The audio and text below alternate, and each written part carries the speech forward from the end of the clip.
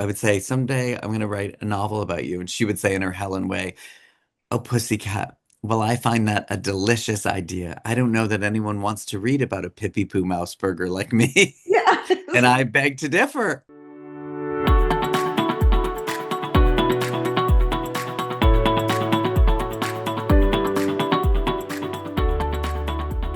Welcome to our latest episode of Book Reporter Talks To, where our guest today is John Searles, and we are going to be talking about his latest novel, Single Girls.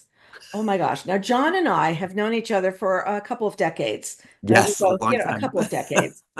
He was the books editor at Cosmopolitan when I was at Mademoiselle. We actually like there was a couple of months of overlap.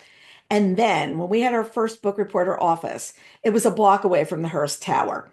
And we would run into each other on the street and gossip and talk about books and talk about magazines.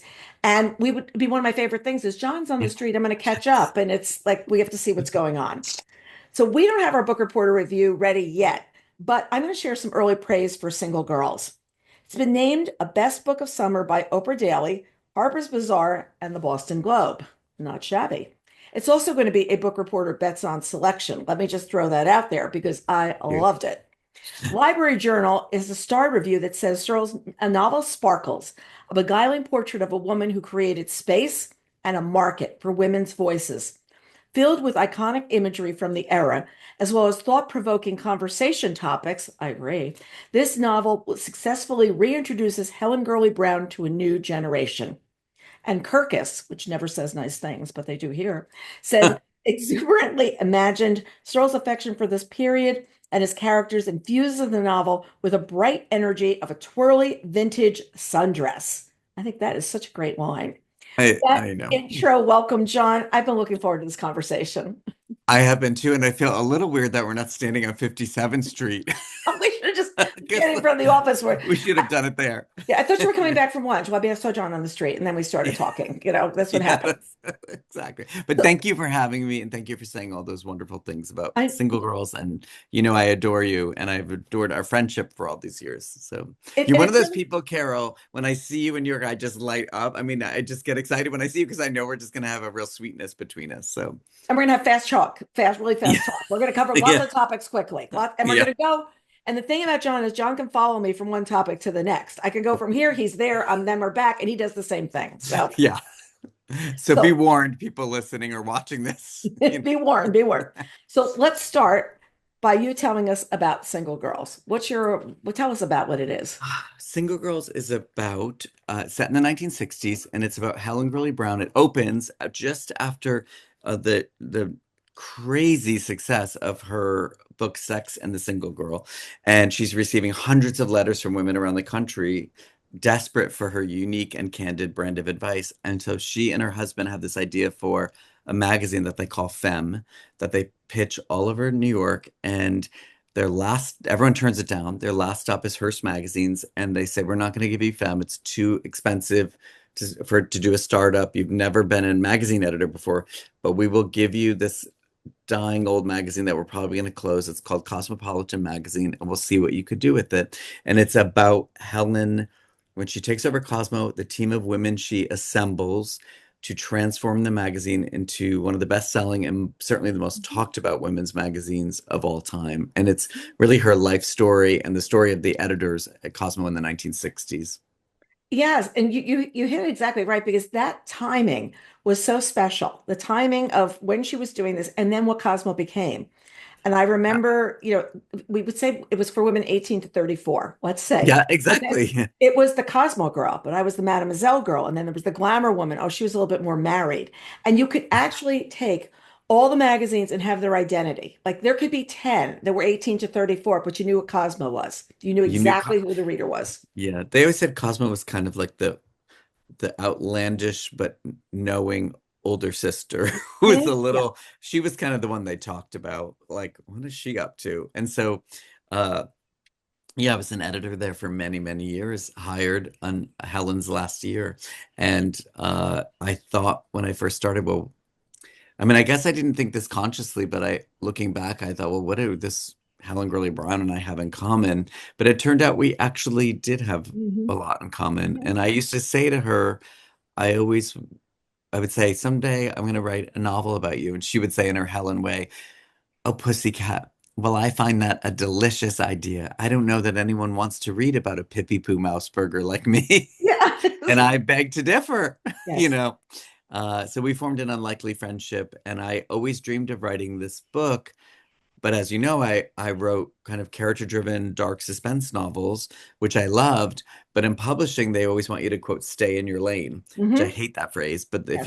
if you're known to write those kind of books, they don't want you to veer off. And then I don't know, I just finally did it. I was like, I'm just gonna write it because I always wanted to, and here I am. And that's what it's now, like just to do it now. That was my next question is what inspired you at this moment? Is it the world has changed so much and what's captured that time? I was trying to figure out what it like because it was a You, really special time. you know what it is, Carol? I don't know if you've noticed, but the world is just a tiny bit dark right now. Yes, yes, You might have noticed that. yes. And I just didn't have I usually, like I said, write darker suspense novels. I didn't want to add more darkness to the world right now. Mhm. I didn't have darkness in me. I didn't want to takes me it took me a year and 8 months to write this book. I didn't want to spend a year and 8 months in a dark, sinister place right now. And I love the books I've written that are Oh, yeah, they're suspense great. novels, Mhm. but I just wanted to be in a joyful place and an escape to kind of a happy, interesting time. And I woke one night and remembered a conversation Helen and I had years ago. And she was always sort of a master at deflecting personal questions. But I had asked her a question while we're having a kind of an intimate discussion about something that happened in her childhood, a real tragedy. And her answer, I had forgotten it. I remembered her answer, and I thought maybe that's my way into this book that I've always wanted to write. And so I got up and wrote the opening scene, just kind of scratched it out. I was in bed when I thought of this, got up in the middle of the night, wrote it, and then in the way inspiration works, the scenes kept coming, and I wrote it Mhm. in a year and 8 months. And it was such a happy, it was a lot of work because there's a lot of research, and Mhm. I got my hands on dozens of old Cosmo issues, which we could Right. talk about, Yes. which I use in the book, and I use so many real cover lines and images, and so it's fiction. I always say, I've been doing these events, and my husband always says to me, you have to make sure it's just tell people it's fiction because at the end, inevitably, someone raises their hand and says, "So it's a biography." Oh, right, right. Like, no, Yeah, no. no, it's not. So it's fiction, but it's so much of it is informed by what I know about Helen's life, the memoirs that have been written, and or sorry, biographies about her life, her books that she wrote about her life, and then things I knew about the editors who worked there too. So it was just a happy experience writing this book. Yeah, it's like going back in time to when things were different. They were just, Yeah, it was, I mean, I remember working in the magazine. You're always working, first of all, like 3 to 6 months ahead. So you've already yeah, experienced winter when winter comes. You experience winter in like something like August. So you're always exactly. a little bit ahead of what's going on and what's looking out, but you're always having to do that look ahead thing. And what I find right now is we get so caught up in the moment that there isn't that, okay, magazines now are the most are online. That means you can do Yeah, it the night before. There's no shipping it to Chicago on a plane with somebody carrying it because there's nothing digital involved. And the yeah. whole process was just different. I don't know, you just paid attention to it differently. What can I You, say? You know? you did, and been trying to explain to people like before Facebook and Instagram magazines were really everything, and Yes. they had such sway in on the culture, and an editor like Helen Gurley Brown had so much influence on women's lives, particularly single women, hence Hmm. the title Single Girls. Single girls, single girls. So you interacted with her over the years and you really personally loved her. You can tell there's a lot of love among Yeah. those pages. So what were some of the things like, did you just see her in the hallway? I mean, you were there for a while when she was there, but a very short time, I Oh, think. yes. So my first day on the job, I should back up and say, I know you know this, but Hmm. I didn't come from any kind of background like this. My dad, I've told you before, my dad was a cross-country truck driver. My parents used to send me trucking with him in the summers. I always tell you to quote, their goal was to make a man out of me. And I would Yes. say I don't think they got the results they wanted. But I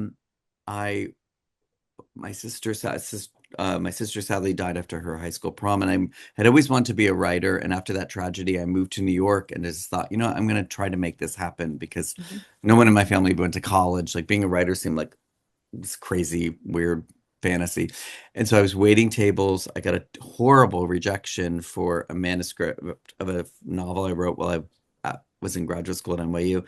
And I heard about a job uh, opening packages in the books department at Cosmopolitan magazine. So I went on the interview. I had no money, so I bought a blazer at the Salvation Army for $12, which is a Mhm. great idea when you're going on an interview at a fashion magazine.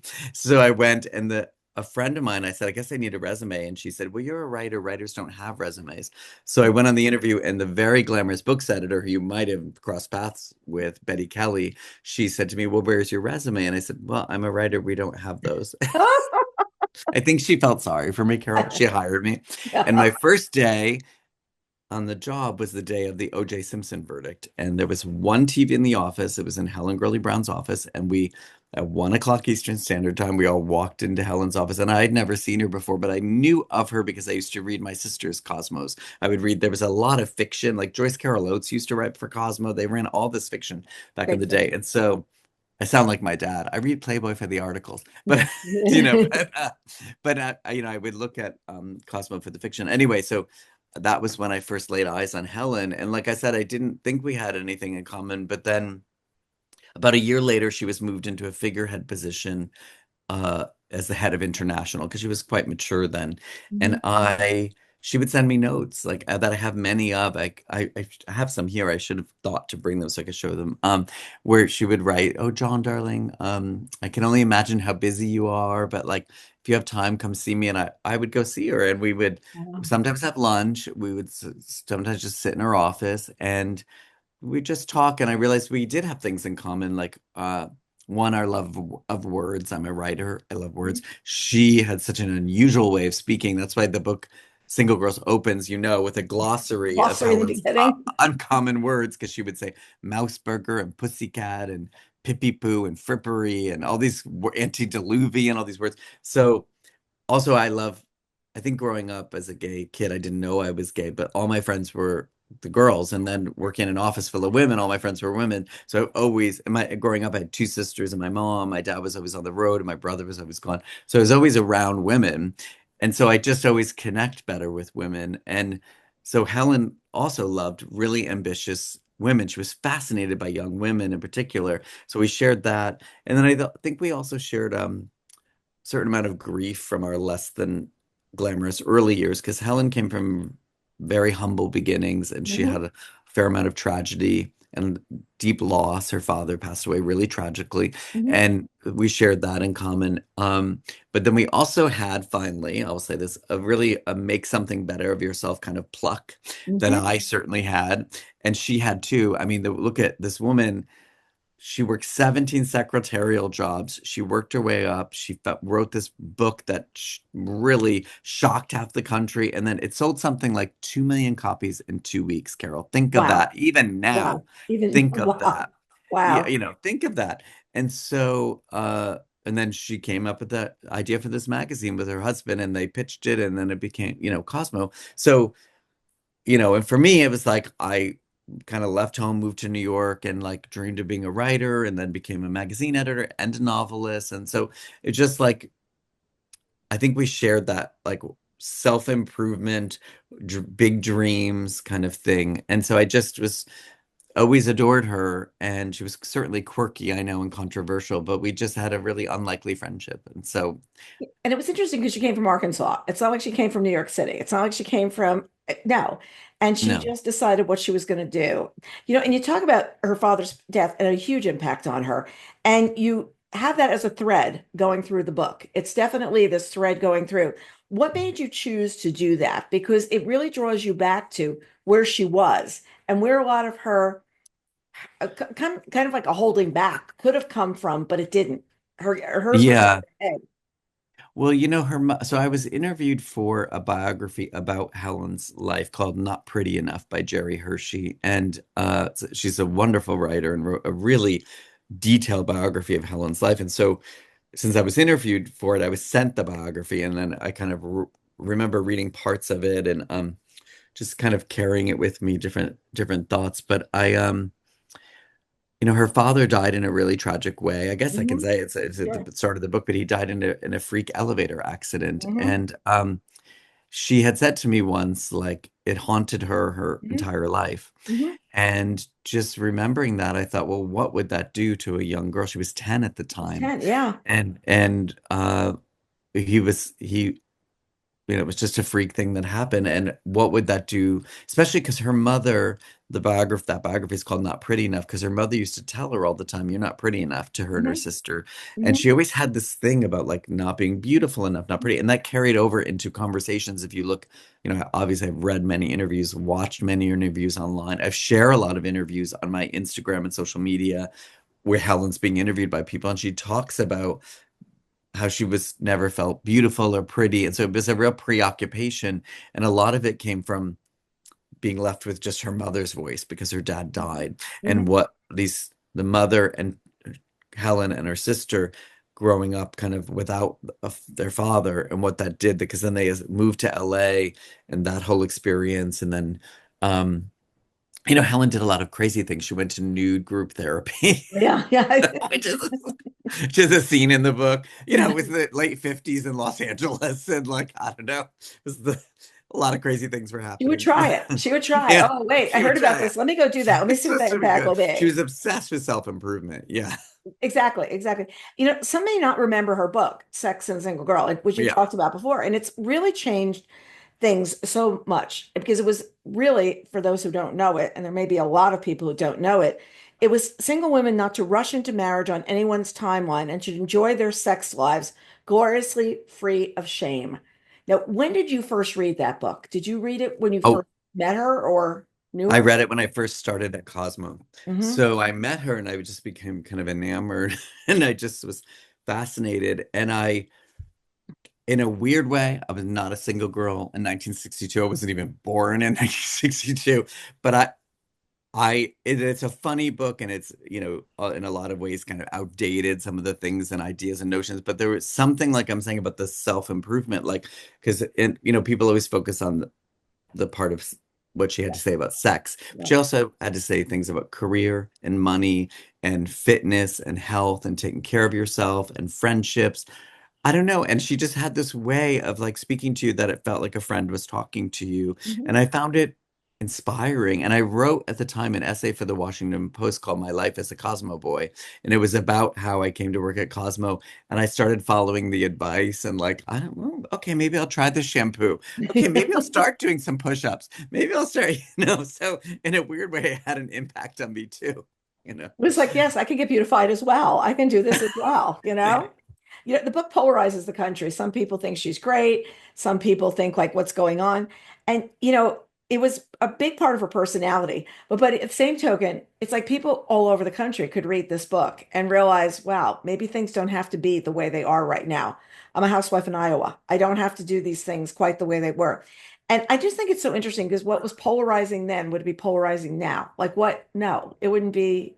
It wouldn't be, however, with things changing now with the trad wife trend, Right. and you know some of what's going on politically, like, you know what, it's like Yeah. there's a lot, I think, that when I was writing, and I was like, actually it's weird because some of this is still happening now, or an issue once again. Right. So I don't know, Yeah, you know. we'll see what like happens. So I love that she's heading around to the magazine companies and she's trying to sell them on this idea. But I love that when she finally gets Cosmo, she gets three issues and she's got to prove herself. And if it doesn't do that well in those three issues, well, then they're not going to do it anymore. And you think about that timeline, and would a man have accepted it quite the same way? Like what was going on in those times that you've got 3 months and you've never run a magazine. You have no idea what's involved or whatever, and you've got to make it a success. And Yeah. And a hard. lot of people at Hearst were really out to get her. Mhm. They just thought, who is this woman? Yeah, she wrote this book, but she doesn't know what she's doing. And at that time in the 1960s, most women's magazines were edited by men, most Mhm. of them. So it Mhm. was really unusual to have this woman who was never an editor take over this magazine. And, part of what I capture in the book is, what does she do with the staff? And one of the interesting things that I write about in the novel is that Liz Smith, the famed gossip columnist, was the entertainment editor at Cosmo when Helen took over. And she and Helen struck up a friendship. And I knew Liz. She called me once in her, she started my career in a way because she wrote about my first book in her column. And Oh. that's how I sold my first book. All these publishers got interested. And she called me in her column one of my little pets, which I'm happy to be. But anyway, so Helen and Liz struck up a lifelong friendship, and they just adored each other. And Liz was a gay woman, and which didn't bother Helen in the least for the times. But I noticed going back that Cosmo actually did stories on gay women. Not every issue, but they did.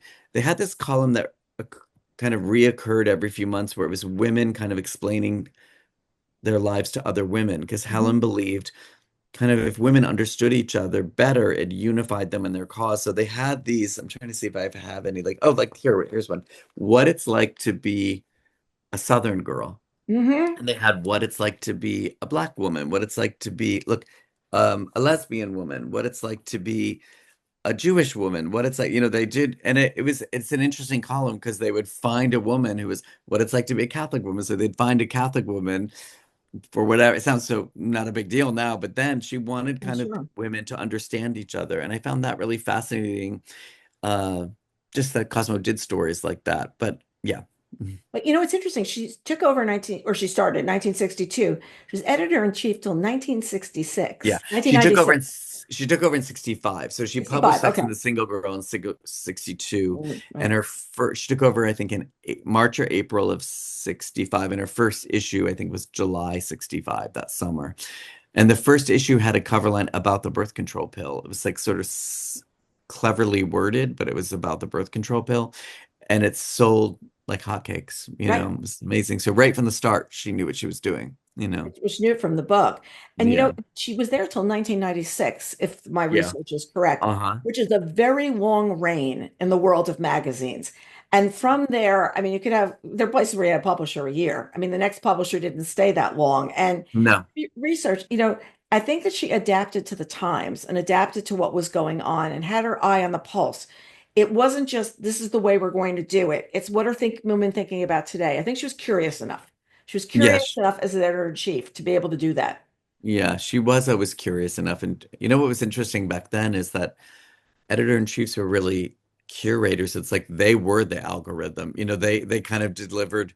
Like I remember sometimes she would do like second serial writes on a book from a year ago because she would kind of think, oh, this is interesting, this idea. And even that now they would never want to do an old book. Everyone's like on to the next thing. But she would just kind of find a book and then want to kind of excerpt it and include it in the magazine because she thought it was interesting. So they were really tastemakers in their way, and they weren't focus groups and things like that. It was just gut instinct that she had. And gut instincts are something that are still so important of what do you Yeah. think it's going to do? What do you think is going to happen? And then our mutual friend, Kay White, was there from 1998 to 2012, which I had worked with her at Mademoiselle.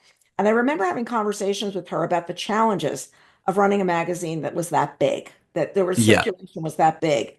And it always came down to the reader and the circulation, which the editor is measured by. Yes.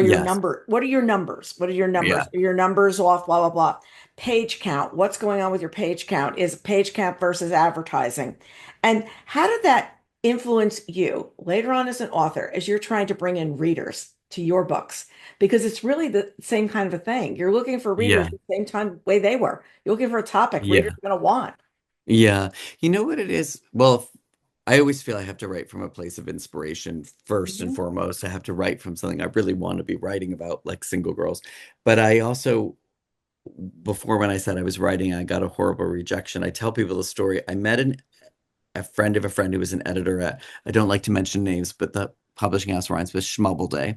I Um, gotcha. and she said, well, you don't need an agent. You can send me your manuscript directly. And I was just out of graduate school at NYU waiting tables.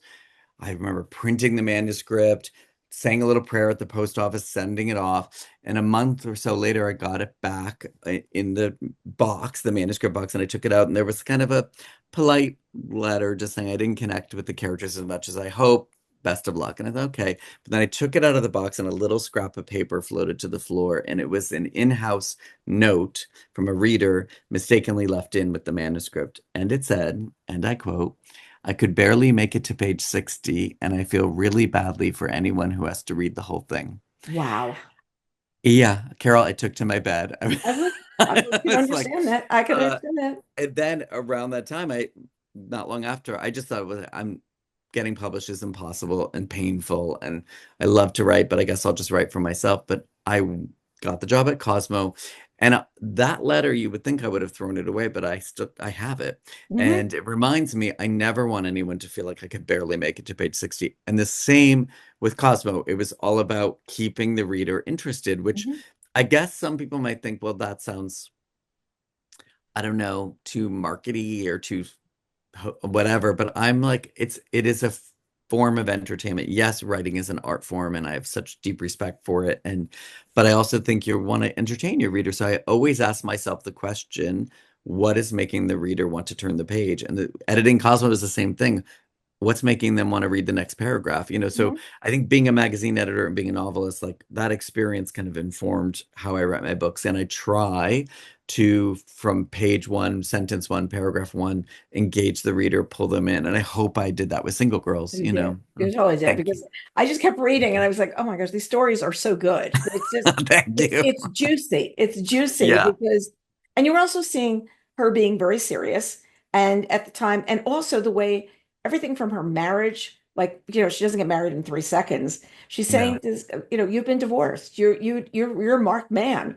Like, Yeah. tell me why I should be marrying you and solve it for me. And Yeah. she'd drive herself to dinners and she would make sure so she could go home whatever way she wanted to go home. And Yeah. if she's going to follow him home, fine. But if not, she was just going to take her car and leave. Yeah. And it's Yeah. Their courtship was so fun to write about, Helen and David, when they were dating and their romance and like all of the craziness, because he had a stalker. He really did in real yeah. life have a stalker. So I wrote about him having a stalker, which I was like, wow, stalkers existed in the 50s, but they did. Yeah. So their romance was really, really fun to write about. And it was really nice to write about a relationship where a man was not threatened by a woman. No. He was not threatened by Helen. He supported her, loved her. And that feels unusual. It shouldn't, but often in life it feels unusual. No, it's Hmm. not.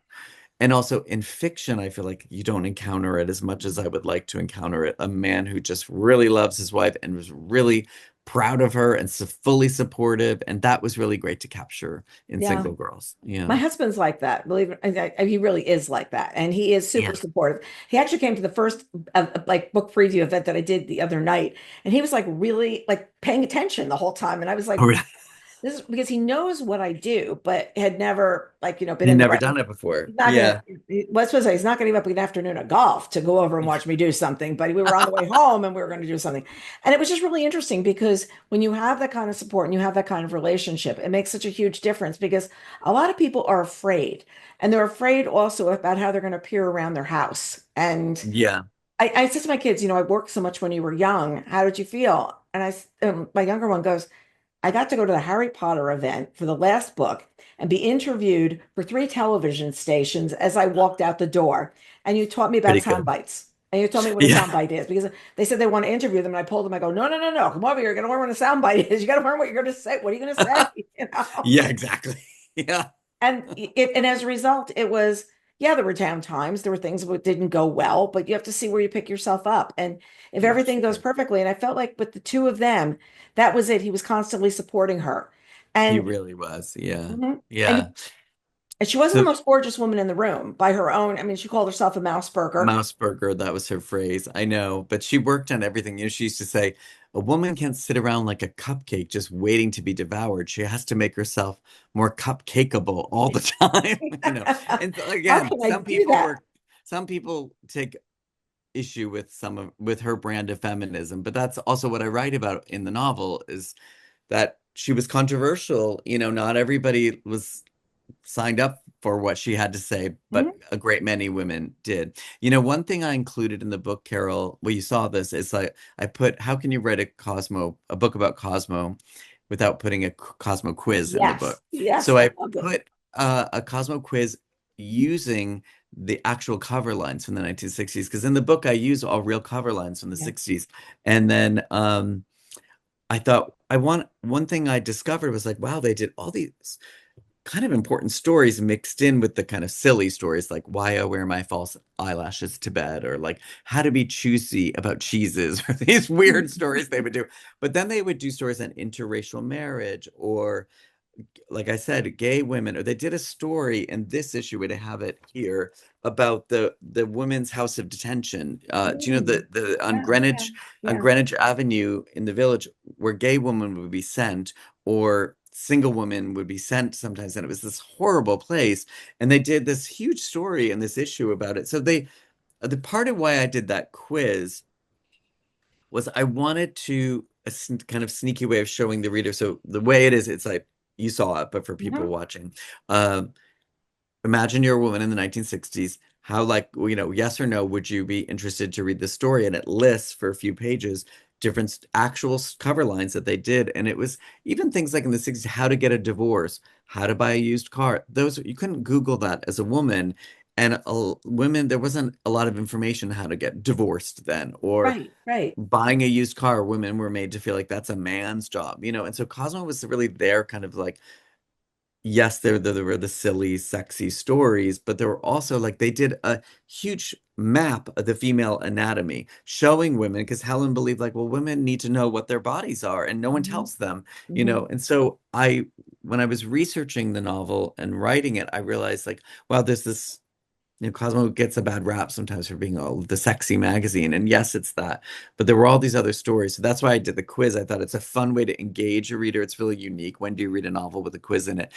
And also the titles are hilarious as some of Yes, the they stories. really are. So yeah, anyway, that's why I put that in there. Yeah. Yeah, it's yeah, and you have the glossary of the words. Like Yeah. she's seeing herself as a wallflower, and but by the same thing, it's one of the things that made her work as hard as she did was she could be overlooked, but not for her Yeah, work. She could be overlooked for exactly. so many reasons. And I feel like there's certain women that they're not stunningly gorgeous, they're not whatever. And as a result, you're working harder to make sure you're not, because beauty does come into so much of what's going on. And it's sad. It really is. I And know. I feel sorry for people right now that are growing up in the Instagram world, as I And say, I because know. you have such a jaded view of what goes on in life and in the world because you're really getting spun whatever is in your, like one of the women in our group is my book group is um not working, and she gets all trad wife stuff in her feed because she goes out and plants and she makes bread and all this kind of stuff, so they think she's a trad wife. It is so funny, but we will talk about in the book group meeting because I'm older than they are, which I did for I'm happy to be with people who are younger because I want to Yeah. hear what is What they're going on. saying. Because I Yeah. feel like you age yourself if you just stay with people your age. You want to get out and hear what's going on. But you also hear about children and when should the child get a phone? And you go out to a restaurant, you realize nobody's talking, everybody's on a On device. the And phone. I the know. world's changed so drastically.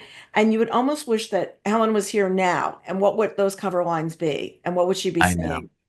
I know. I think she would be really interested in what's going on in the world right now. And also with dating and the different trends. I think she'd be fascinated, but also would have pretty strong opinions about things because Yeah. she had a lot of strong opinions. Yeah, I mean, She think did. about her. She was before dating apps. She was before, I mean, before the internet. I mean, when she left the internet, we started our site 30 years ago on AOL. I Wow. mean, Oh my gosh. well, we Wow. yeah, in August it'll be 30 years. I'm trying to That's figure out what to do amazing. for the anniversary, 30 years. And I'm thinking of writing like a series of pieces about what it was like when you used to call and you'd have to get the The like dial-up. you would get dial up. No, besides that, you would have to fax to get the request for the books. And then you'd Oh, fax the yes. reviews on a Monday morning, or no one would see them. Oh So you my were gosh. doing all those kinds of things. My favorite story is we were going to the National Book Awards in November, and we told the people they, well, we're doing that, and they thought we were going to the NBA, like the NBA All-Star game. Oh my Okay. So gosh. they're going, we're going to give you a front screen and all this kind of stuff. And I remember turning to my business partner, Jesse Kornbluth, and I go, they have no idea what we're going to. I'm like, Yeah, we're they not think getting the you're gonna. National Book Awards on the front screen of AOL. I don't care what Yeah. we do. It, That's it was, but it's what became people's reference points. Books were not as important as, any kind of um, fashion thing that was going on, movies, television, Yes. any of that kind of stuff. Book was, it's not the same thing and what they are. So you've Yeah. also got all these women in the book and these Oh, editors. Now, were those, I think they're composites of people. Are they the real people? I can't, I'm forgive me. so glad you asked about that because I want people to know, there are those historical fiction novels that are just focused on one Yeah, character, like Dawn Tripp writes those books, yeah. wonderful books, like George O'Keeffe, or well, actually I haven't read it, but so I shouldn't talk about a book I haven't read, but I'm assuming it's really just her George's point of view, I assume, but please correct me, someone, if you're watching this and I'm wrong. But I just felt like to write about Helen, she's not as currently as famous, like someone like George O'Keeffe is still in Hmm, the hmm. zeitgeist, if ever knows who she is. Helen, her fame is kind of diminished, but also to really write about her, I needed to write about her. I needed to write about Cosmo, about the world of women's magazines in the 60s, and also the women she impacted and what single women were going through at the time. That was the story I wanted to tell. I didn't want it to just be solely Helen. Yeah, She was born in Arkansas on this date, and so I weave in her life story. That's obviously a big part of it. But I think of it as Helen as like the sun, and the other single girls, the editors at the magazine, are like the planets revolving around her, and you see her impact on all of their lives. So Liz Smith is obviously inspired by the actual Liz Smith, and we get her story there, and all of the way that there's a section in the book called The Girls, and each of the girls gets their kind of moment, hmm, and each it starts with a cover line, and Liz's cover line is Park Avenue Call Girl Tells All, because in real life, Helen was obsessed with Liz writing a story about a Park Avenue call girl and interviewing her. And Liz used to talk about this. And Liz used to tell the Joan Crawford story that's in the book. And so, because I knew Liz, I was able to really channel her voice. yes, And then I yes. went back and read her wonderful memoir, which I had talked about in one of the morning shows when it published, called Natural Blonde. But then so Liz is really based on Liz, and it gave me a chance to really write about, as a gay man, this is really important to me, to write about what it was like to be a gay person, in this case Liz Hmm. Smith, a gay woman in the 50s and 60s, what it was like for her. And so people might look at the cover and think, oh, single girls, it's all, but there it captures all different kinds of women's lives. And then there's the book's editor, who is very much inspired by uh Helen's book editor, who I just saw recently when I was out Really? in Pasadena. And I said to her at dinner, I said, well, Betty, I have to tell you that you inspired. And she said, oh, you don't think I guessed when I read Belinda Sue? You know, but uh, so it's a novel, but I took, Betty is really tall, blonde, beautiful, and she seems so kind of like, I don't know, just kind of, this superior intellect, but if you met her, you don't pick that up right away until you start talking to her, and that's what Belinda Sue's like in the book.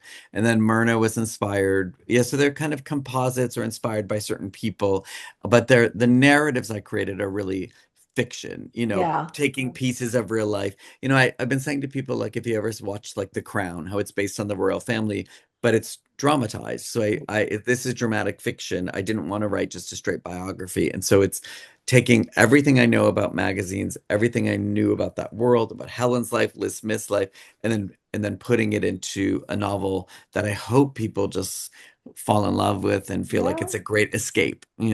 It is. And, it's also taking me back to a time where if you didn't know what a magazine was or how important it was, you see here. Like, I mean, Yes. you think about 4 million circulation, 5 million. Think about that and think about it compared to like online. I mean, I have so many followers.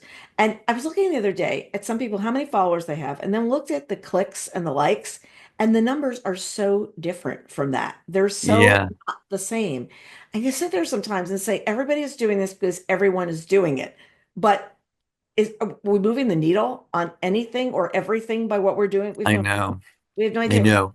But we're instructed that this is an important thing to do. Yes. Yeah, it's true. And so you have to do it, and I do it too. And I've Yep. actually but I've had a lot of fun, especially on Oh, you Instagram, must have. Yeah. posting all Yes. these old video clips of Helen on Dick Cavett, or looking at the old issues and going through them together. Like, because I worked a lot of, like, for instance, Valley of the Dolls. So Mhm. Sharon Tate was on a cover of Cosmo I think about a year before the murder, Mhm. and it was an unusual cover because it's her and a male model, which they barely ever did. That's rarely happened. And so I got to write about that, which is a more of a somber note, but like there were so many things that I got to include that just feel different from the world now. It's like you said, just a different time, Just different time, different. It's so cataclysmically different when you look back on this. When you Yeah. pick up this book and you read it, you say, "Whoa, remember what life was like." And it was Yeah. waiting for the magazine to come. And it only came once a month. And the magazine Yeah. would arrive and you would Yeah. start devouring whatever magazines you were reading. That Yeah. was it.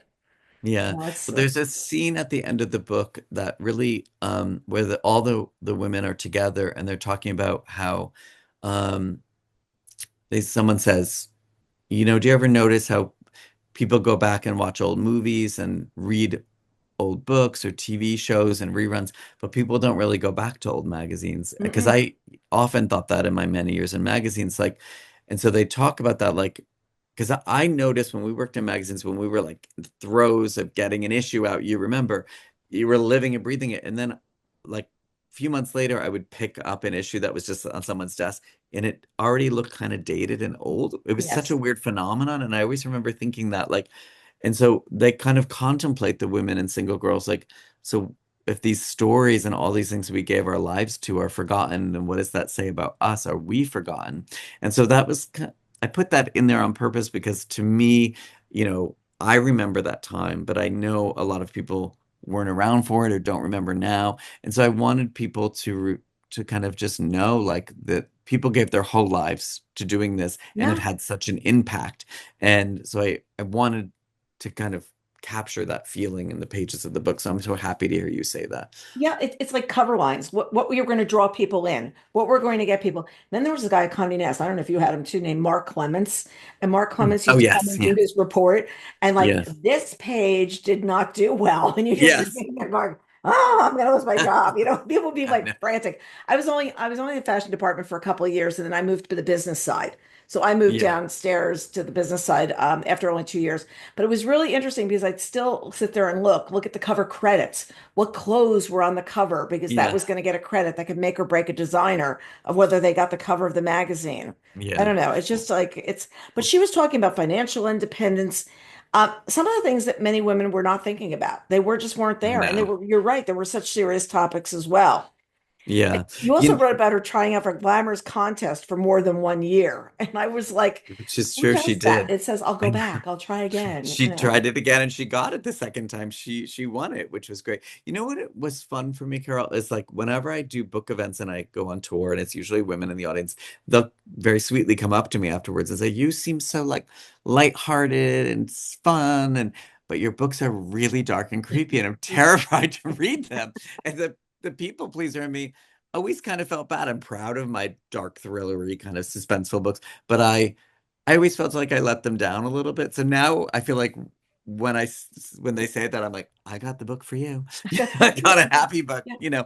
But it was nice to let a different part of my personality on the page. Like the champagne glass hot tub scene where the Yes. sex editor goes to this champagne glass hot tub in the Poconos and like things go seriously awry. It was like such a fun chapter to write. Yeah. And it was just nice to let that kind of like sillier side of my personality out. You mean not to make me terrified to ever go to an outdoor movie again at a drive-in? You mean that? You mean that? Yeah, You mean, John, the exactly. fact that you wrote that kind of scene? Yeah, Yeah. okay, fine. Yeah. I get it.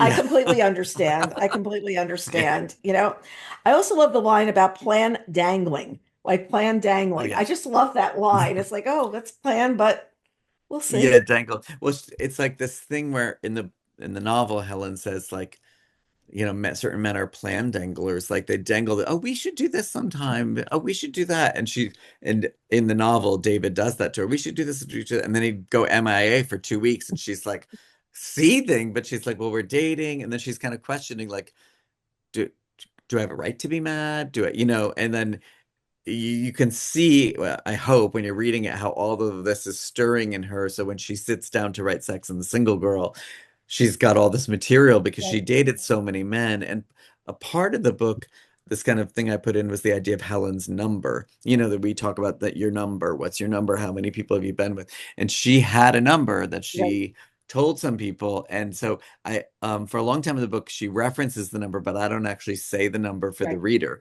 because I want the reader to be like, what is her number? And then when you get to the end, it's kind of the interesting story behind her number is revealed. And so that was really fun too. That was almost like using a little touch of my suspense personality in a different way in Well, this book. Yeah.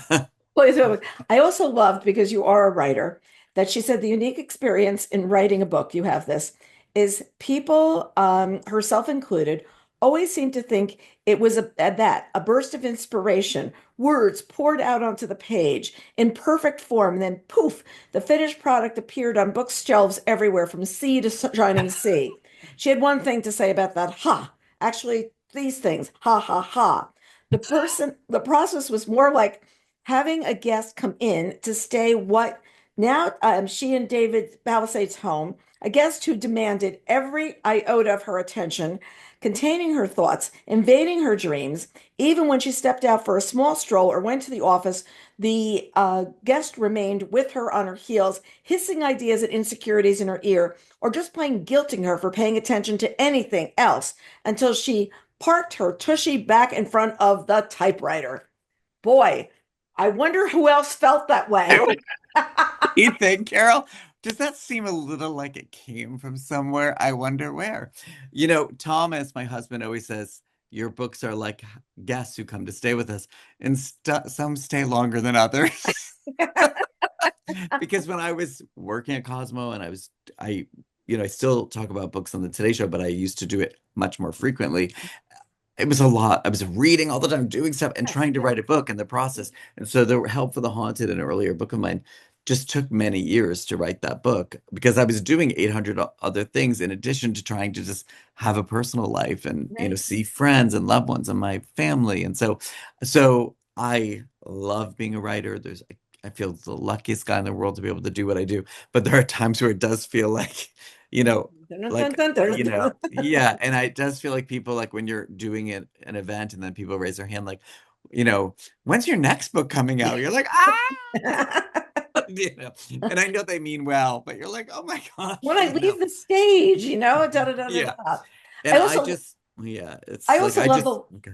good. I love the line You about go. sexy being born out of confidence and being charming. I love that Yes, line because it's always about what the way you look, but is it yeah. really, you know? Yeah, that's a Helen line. That's what she believed. See, that's the thing. It's a novel, but I infused it with so much that I know from Helen and conversations with her and from editing the magazine and from reading her books and just knowing her. So I have to say I wish she was still here because Oh, I would love to give her this book. I know mm, she'd be so happy. I could hear her voice calling me. Same with Liz. Like I wish they were still here. I dedicate the book to their memories and also to a few other women, Kate White, yes. Anne Hood, Yeah, Betty Sargent, who really changed my life. All of them Cosmo girls. But I wish they were still here, Helen and Liz, to share this book with, because I feel like they'd be so thrilled.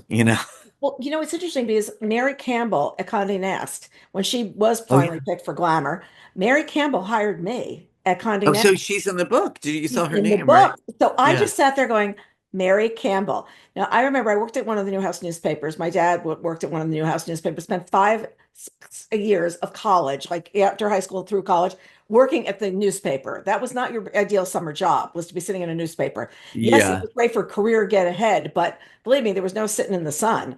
So I Yeah. would go to this job. It was always minimum wage. If minimum wage went up, I got a raise. Like that's the only way I Yeah. got more money. And I worked in advertising, I didn't work in the editorial department. I was in advertising and the billing department, things like that. That's Yeah. what I would do. Yeah. So they said, what do you want to do? And I said, I really want to go work. They wanted me to come work at the newspaper. It was the Jersey Journal in Jersey City. And I said, no, no, no, no, no. I want to go work in the magazine world. I actually want to work at Mademoiselle. So the publisher said, well, I'll call over there. So he Oh, called wow. over and Mary Campbell interviews me and tells me I have to go take this typing test. And this is March of my senior year. And I think I flunked the typing test and don't have a job. And I get in touch with her about when can I come take the test again. She says, you have a job. Like she never told me I Oh, had she the didn't tell. job. Oh, So wow. now it's like May, and I'm thinking, what am I going to do when I get to college? Because they never completely said it. I think it was like a little pro forma kind of thing. Yeah. I went and I was immediately a rover, which was you went to all the magazines and worked. My Yeah. first place was Vogue when they were doing the September issue. And I was in the Wow. ad area of that. And who Um, was the editor-in-chief at that time of Vogue? That it was was Grace probably, Mirabella. It was yeah, Miss Mirabella, which yeah. really becomes a funny story as well. And I don't want this interview to be about me, but I know No, it, you'll get a kick out of this. I go down, I work in merchandising, I work at Mademoiselle, I work at Glamour, go down to merchandising again, and they need me for like 3 weeks. And I get a call from personnel and they said to me, "You need to come up. We have a new assignment for you." And I said, "But I can't leave, like, because you're so naive. I can't leave Edith. Like, what will happen with Edith then?" And they're like, "No, you need to come up like right now." And Pam Van Zandt says to me, "Alexander Lieberman, who's the editorial director, needs somebody for the next 3 weeks, and you're it. Like, you're our like star you're rover. coming. Like, Yeah, you're a star puppy. Like you're yeah, going to go do it, right?" I said, "Okay." She says, "Do you know how important he is?" I said, "Yes." "Do you know what he does?" I said, "Pretty much." And I said, yeah. "I know everybody goes up and presents to him all the time."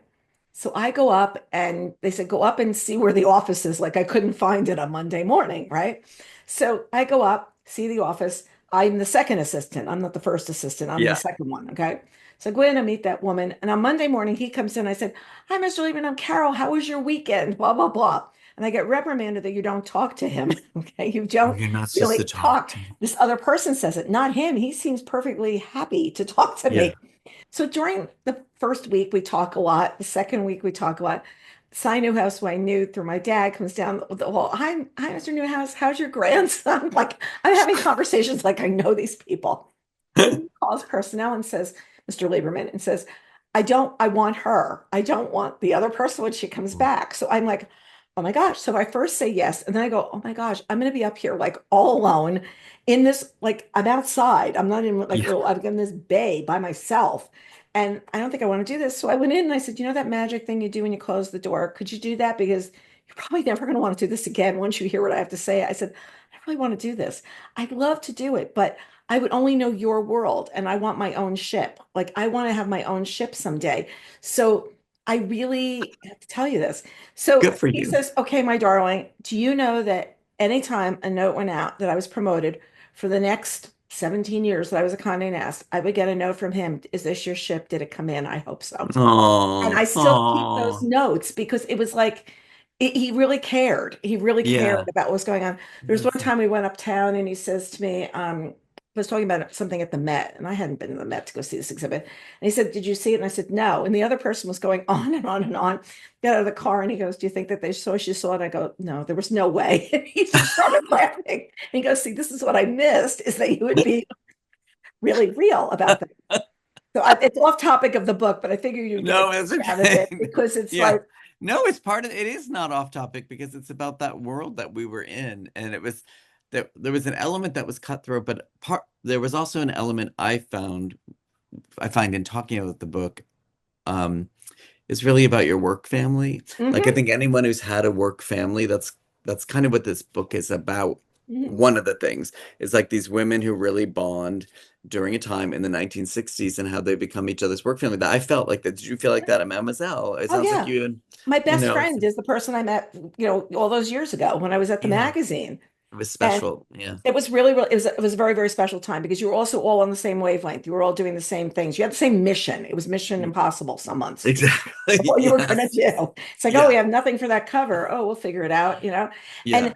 I always saw things with an organizational brain. Like I redid the fashion department in a way that like you can't do a fitting and a shoot the next day. We need time in between. Like and I would just come up with these ideas. And it was very funny though. Yeah. You knew what you were But doing. That's why. but yeah, Yeah. and I'd say, "No, no, no, that's the wrong cover credit. That's really not that sweater. We need to put the right one on the cover. We're going to get a lot of Yeah. trouble." And with the understanding that business side and the other side, but it was a special time as well because I don't think Yeah. it's not the same now. And I No. will tell you that everybody talks about Anna Wintour and how cold she is, all this kind of stuff. Let me tell you something. Grace Mirabella was no warm little person either.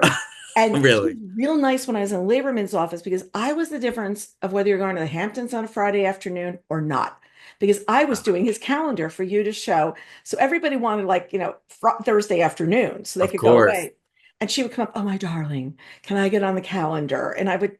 So the next week, the next Monday after I leave that job, I'm in her office and I'm going to be her second assistant, the second assistant. And the other one says, "You can't go to the bathroom. It's exactly like The Devil Wears Prada. She says you can't go Yeah. to the bathroom. She had a microwave and a refrigerator in her room and her office. And I go, like, well, that was mind-boggling at the time. And I go, why? She goes, I can never leave Miss Mirabella alone. And I'm like, Oh my God. okay. And if her husband calls, say Dr. Kahan is on the phone. I said, I can't say her. No, don't say her husband. It's Dr. Kahan. So I'm sitting there. So she's giving all these rules. And literally, Grace, who I had seen on Thursday or Friday, comes in, throws her coat at me and walks into the other room. And I was like, it is where you sit that matters because I'm in the wrong seat now. Oh my gosh. So they talk about Devil Wears Prada. I'm like, I'm not so sure I was the only person. Not so sure. Yeah, exactly. It Yeah. was really, really funny. It was a different time though. Those were different times, It weren't was a they? different time. Yeah, it was. Well, um, speaking of the business side, part of that was what in the book I tried to capture is how, first of all, the business side was all men and how Mm-hmm. they weren't really into these women. And one of the things that happened in real life that I write capture in the novel is that despite the millions of dollars that Helen and her single girls made Hearst magazines is a fly, they at the end of this 1960s, there was a male only executive party at Hearst, and they didn't invite women. And so Helen and her team were not invited. And so at the end of the book, I have that. It's New Year's. It's the end of the 1960s. She's made millions. The magazine's a huge success. And the men have a party at the company and don't invite her and the women on her team. I mean, think about that. It's so Well, outrageous. now you'd be in jail. I mean, now Yeah, you'd be in jail for exactly. doing something like It's I insane. would have She loved to have heard was, her on Epstein.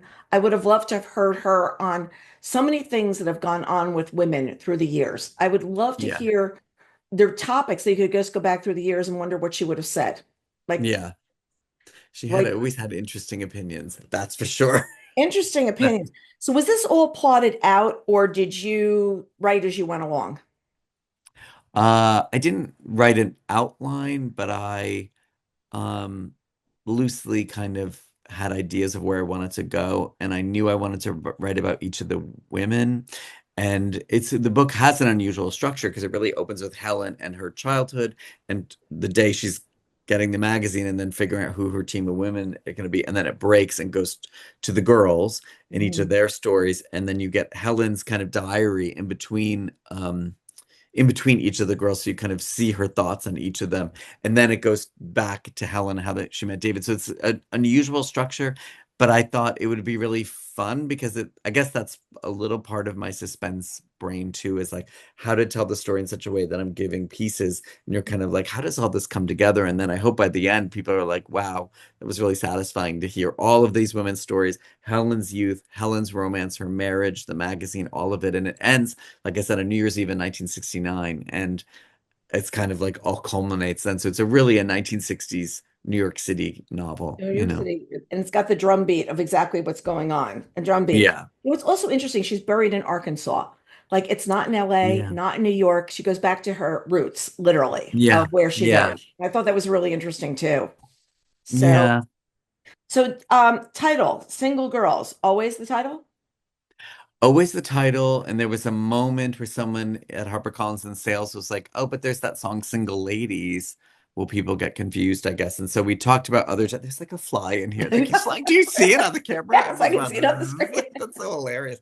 Um, anyway, and so we talked about other titles, Mouse Burger, Pussycat, and I finally sent a note just saying like because I'm always want to hear people's thoughts Right. but I said I think there comes a point where a writer has to have their true north, and to me the title is Single Girls because Yeah. it's not just about Helen, it's about Helen and the women who ran the magazine. Her book was Sex and the Single Girl. This is about single girls because it's also not even the other editors. You also encounter in the book a woman who's a call girl, a woman who's an actress who's been really burned by the Hollywood system and the way it treated women in the 60s, a woman who's chosen to become, for her own reasons, a sister because she finds it'll be safer for her for Yes. various reasons. And so there's just so many single girls, and Helen loved to use the term girls. And at one of her editor's letter in the magazine, she said, "I've been told by a brand of feminists that they don't like me using the word girls, but I just use it because I think it sounds so much more playful and fun. And don't mean anything wrong about using it, but I guess like, some women said, like, why does she say girls? So because her book was Sex and the Single Girl, because what I was exploring in the novel, I decided to call it Single Girls, and I think and it's that's the perfect. title. Yeah, it Thank really you. is because it's not just her. It's what she thought about the girls. It's everything. She's on the cover. So was this the first cover you saw? There were other cover versions, and as soon as I saw this, the funny thing is with the black and white image of Helen, I know I have it behind Yeah. me, but this image, Yeah. it's actually a really pretty dress, very colorful dress, and I'd sent it. Um, it was in the original mix, and then they had a different cover. And then my friend Christina Baker Klein, the Yeah. wonderful writer, she pointed this out again, and it was one we had this image of her. It was one that for some reason got put aside, and she said maybe they could do something with the colors. And so I sent it back and said maybe her dress is so colorful, maybe there's something you could do with that. But then they made her black and white, and they did her. I kept saying all her letters were always on pink stationery, so they Right. can't. Carol, love this cover I so do much. too. It's Yeah. such a great cover, and her in black and white, I never would have thought to do, but there's something about it. It gives it like, I don't just pops to me. Yeah. It's It just just like a pops. Yeah. fun, It's delicious gonna cover. pop in the store too. And it's also Yeah. vintage font. It's that vintage of that time. It's definitely at Yes. the time. Yeah. And it feels kind of a little Mad Men, but Yeah. with the city skyline in the background, and but about the women because it's got that pink kind of vibe, and yeah. So the audiobook's narrated by Amy Ryan. And Yes. what have you heard her narration yet? Have you gotten to hear her yet? Because I haven't heard it. So Amy starred in the film of one of my earlier novels, Strange But True, and we met on set. And the way she tells the story is very funny because she said, given how dark and kind of brooding the tone of Strange But True is, she thought, oh, the writer's gonna be on set. She was picturing someone really dark and kind of creepy. And then I come bounding up on the porch where they're like, hi, how are you? And so she and I hit it off and became friends, and have had a very sweet friendship in the years following that film. And I sent her a note asking if she wanted to do it, and she said yes. And she was shooting something in New Orleans, so we sent her the advance copy. And then when she was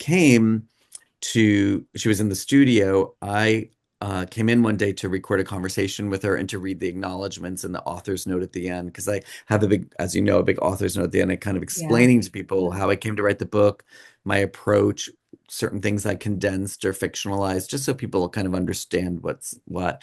And Amy, when I walked in, was reading the tail end of a chapter from a character, Angela's chapter. It's just in Central Park, and it ends with this kind of reveal of something that's kind of resonant, I hope. And I heard her reading it, and she's such a fantastic actor. Like, she's been nominated for an Oscar and 3 Tonys. Right. And she knows what she's doing. And so I walked in, and as a writer, you write alone in a library, as that's what I do for a couple of years, and you have a book, and then to walk in and hear this incredible actress embodying your characters and your words and the scene that you wrote, it was just so meaningful. So I've heard that and heard other snippets of it, but I actually plan to listen to the whole thing when they send it to me, which I hope will be soon. Yeah. It'll be so much fun for you to be say, oh, look, this is the book. Yeah.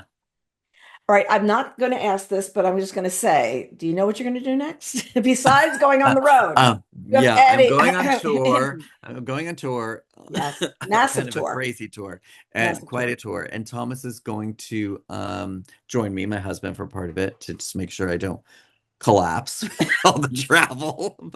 Follow the map, you know. But yeah. Just But remember anyway, what you call it, the GPS doesn't always get you to the right place. I know exactly. So I'm going on tour, and I am working on something new, and I'm just in the early phases. I never talk about it when I'm Yeah, doing it because right.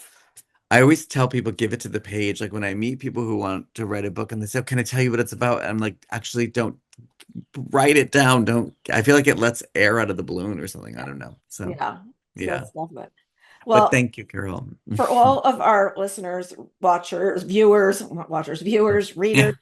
I tell you, it's really a fun book because you're learning about Helen Gurley Brown, you're learning about those times, but when you sit there and look and feel where we are now, and there are so many things then that really did matter. And I think we've lost them. I think we've Yeah. lost some of that. Everything now is a snippet. It's not sitting with the whole magazine. It's sitting with a page. It's sitting and reading something quickly. It's a bite. And that's not what it was before. And that's not what she No. believed in. She believed in putting together a complete product. And I think for anybody who doesn't remember what that was like, it's a chance to read it. And if anybody does, boy, is it a trip down memory lane. So I thank you Yeah. for that. I thank you for that. I'm glad too. And also for people who, yeah, who don't know what that was like, it's like more than just a memory trip. I think it's, I hope, just like eye-opening adventure of like, wow, the world for women, what it was like in the 1960s. And I just hope people will finish it and turn to a friend and say, you have to read this book, You you have to know. read this book Yeah. because 30 years ago, the internet came along. And I remember we were first on AOL and the world changed like that. It's like Yeah. it started. And, Graydon Carter says it lasted a lot longer than I thought it did. I don't think it lasted into the 2000s. By then, everybody was in a panic mode about what had gone on. It wasn't Yeah. quite. Graydon has his book, he has far more years towards the end. It was great. And I was like, I don't think so. I think it was dragged Yeah. stuff Yeah. and stuff. I mean, at Cosmo it was great for a while because it was Cosmo, but Yes. we could see it starting to happen, you Yeah. know, so it changed. But Carol, thank you so much for everything you do for writers and for championing single girls and telling people about it. And thank you for wearing pink. By the way, so I've been buying, I don't have a lot of pink in my wardrobe, but I've been buying every pink shirt I see to go on book tour. But some of them, like right before we got on this thing, I'm like, I gotta go grab one. I haven't even, wait, I have Take to the tag reveal. off. I I know. haven't even taken the tag off yet. I'm You're like, making me we laugh. need Do you know how many times I just grabbed something because I bought these in different colors? And I'm like, is that the tag? Is that the tag right exactly, there? I know. But I I'm think, happy to see you in pink. And actually, the book events I've been doing, people show up in pink. Like I yes, did a I book believe that. club the other night. My former Today Show producer hosted a book club at her house for 50 people. It was incredible in Harrison, New York.